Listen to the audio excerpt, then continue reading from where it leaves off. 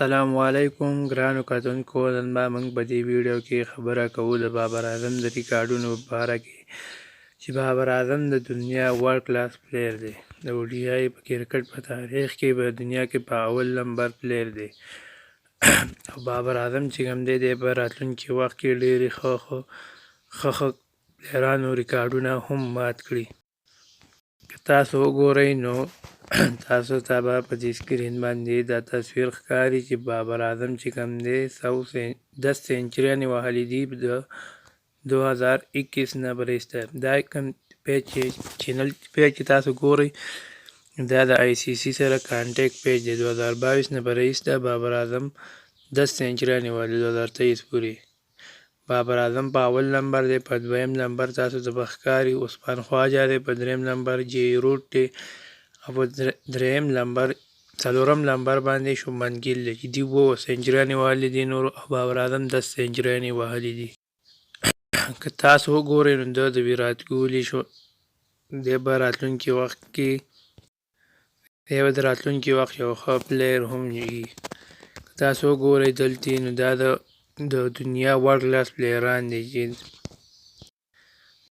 په دې کې دی سټیومیټ او کین ویلیامسن، جی روډ، بابر اعظم، ویرات کوهلي. که تاسو وګورئ باره دیو دی ته چې دیو بابر اعظم چې کوم دی 28 میچ کړي، 28 اننګز کړي، 1876 رنز کړي. او تاسو په دې سکرین باندې ښکاري هم. او ایوریج کوم دی 72.15 دی. او د ویرات کوهلي 38 میچ کړي، 37 اننګز کړي، 1612 رن دي او 166 دغه دی 166 هایه سکور دی. او د بابر اعظم هایه سکور 158 دی. او ویرات کوهلي که تاسو وګورئ 46.5 ایوریج دی.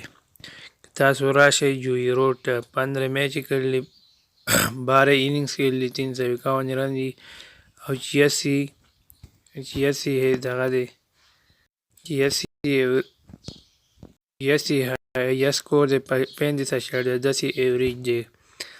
تاسو راشئ کین ویلیامسن د 12 میچ کړي، 11 اننګز کړي، 422 رنز کړي او 94 هایه سکور دی، 46.88 ایوریج دی. تاسو راشئ سمیټ د 24 میچ کړي، 32 اننګز کړي، 1129 رنز کړي، 131 هایه سکور دی او 59.62 ایوریج دی. نو که تاسو وګورئ نو بابر اعظم په ټولو کې په ټاپ پلیر دی. تاسو د پاکستان لپاره دا یو ښه پلیر دی او یو ښه خبره هم ده. ما غوښتل چې تاسو سره دا ویډیو شریک کړم. د الله په امان، په دعاګانو کې مې یاد ساتئ.